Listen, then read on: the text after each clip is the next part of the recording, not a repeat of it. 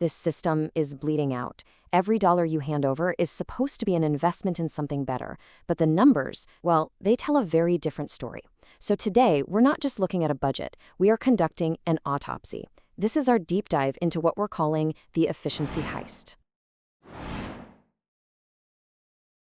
83%. Just let that number hang in the air for a second. I want you to remember it because it's a number that should make you very, very nervous.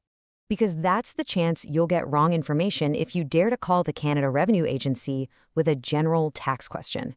This isn't just some small mistake. This is the crime scene. This is where our investigation begins, and believe me, it leads to a much, much bigger problem. I mean, think about that for a second. You have a better chance of winning at a rigged casino than getting a straight answer from the CRA. This isn't just about a bad customer service experience. It's a total failure of a core function, and it's just a symptom of a much deeper disease in the system. So, this brings us right to the heart of it, the crime scene. We're about to show you exactly how your tax dollars are vanishing into what we're calling the 1.28 trap. Think of it as a hidden friction tax on every single dollar that's supposed to be working for you. And here's the crucial point. For every single dollar of actual value that makes its way back to you, a tax refund, a public service, anything, it now costs the government $1.28 to deliver it. So what about that extra 28 cents? Well, that's the cost of bureaucratic inertia. It's the price of a bloated, inefficient system. And here's what that looks like in action. For every $1 of value you actually get, there's this 28-cent shadow cost just clinging to it. That's the friction tax we're talking about. It's the cost of a machine that spends more energy just keeping itself running than it does actually serving you. So where did all this friction come from?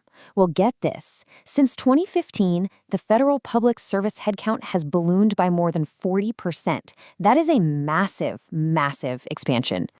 Which leads us to what we're calling the expansion paradox. You'd think, right, that more staff means better, faster service. That's the expectation. But the reality? It's the exact opposite. Service levels are actually getting worse as the headcount grows. This isn't about getting better, it's just operational bloat, pure and simple. So it's time to move to the next phase of our investigation. We need to identify the main suspects in this whole efficiency heist. We're going to focus on the 6 government departments where this bloat is the absolute worst. All right, let's bring them in for the lineup. Turns out more than half of this massive hiring surge happened in just 6 departments. And we're talking about the big ones, the hubs that control your taxes, your borders, your benefits, the whole shebang. Okay, let's look at the forensic evidence here. Our first suspect, immigration, or IRCC, headcount grew by 105%, and their rap sheet, a backlog of over 1 million applications. Then you've got ESDC, staff up by 86%, but people are waiting over 20 weeks for their benefits. And look who's at the end of the line, our old friend, the CRA. A 48% increase in staff somehow leads to a shocking 17% accuracy rate. This isn't a funding problem, folks. This is a deep structural failure.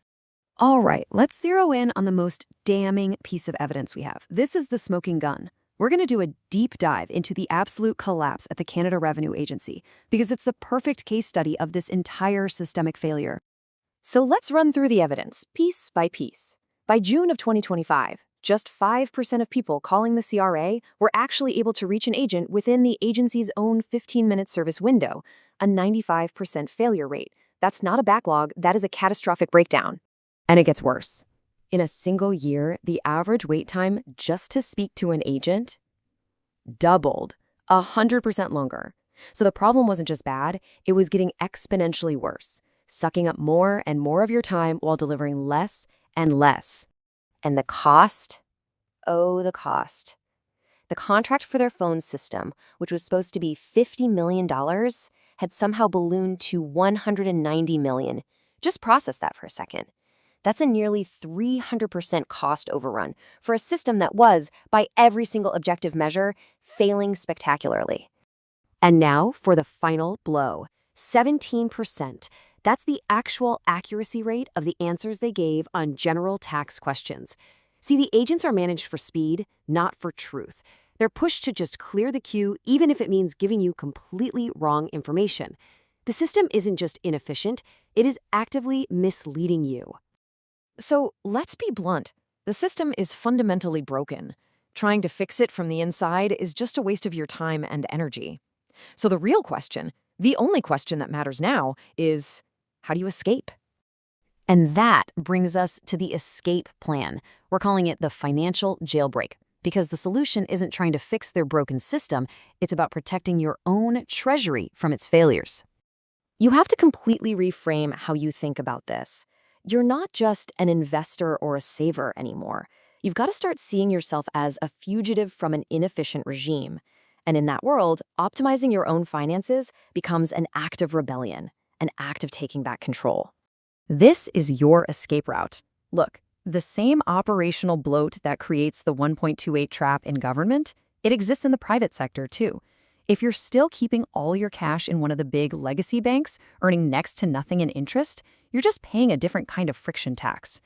Digital banks like Wealthsimple and eKeyBank, they don't have that bloat, so they can offer interest rates the old guard just can't compete with. Moving your capital isn't just about getting a better return. It's about opting out of inefficient systems wherever you find them. And so, your classified dossier on this whole mess concludes with one final stark warning. If you think this problem is neatly contained within just a few government departments, you haven't been paying attention to the big picture. The Parliamentary Budget Officer, the government's own fiscal watchdog, recently calculated that there is only a 7.5% chance the federal government will hit its own financial targets. 7.5%. The entire fiscal house is built on an incredibly unstable foundation. Which leaves us with one last lingering question. The national vault has been compromised by systemic, deep-rooted inefficiency. So let me ask you one more time. Is your money secure?